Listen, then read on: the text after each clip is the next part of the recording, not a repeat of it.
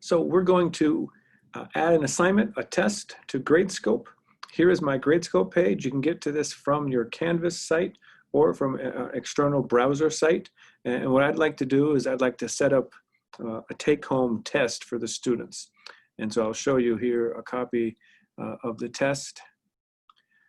And so this is the sheet that I'm going to upload. And so it's a 3-problem test. So I want to go through and upload this. Let's go ahead and do it. So again, here is the Gradescope page. And so what we do is so here's your options, the menu. So I want to go to assignments. And so here we are in the assignments, and I go over here to create an assignment.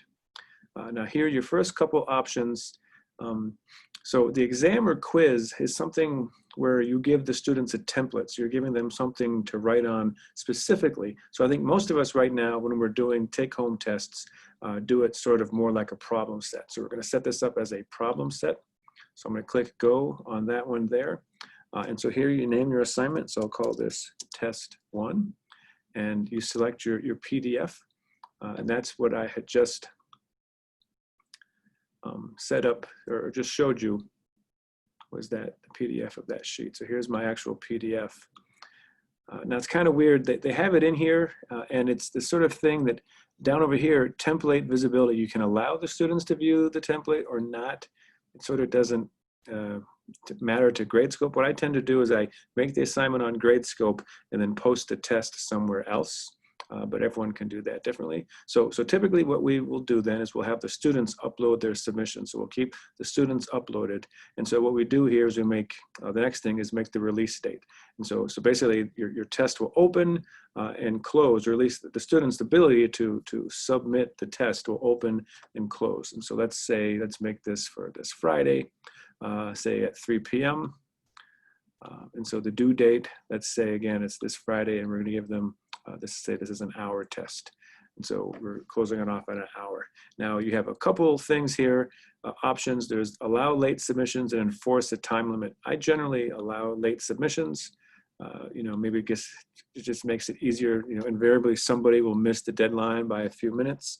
And so maybe I'll make it at 4:30. There is a timestamp there, so you can go back and check and make sure what's happening. But that's generally what I will do there.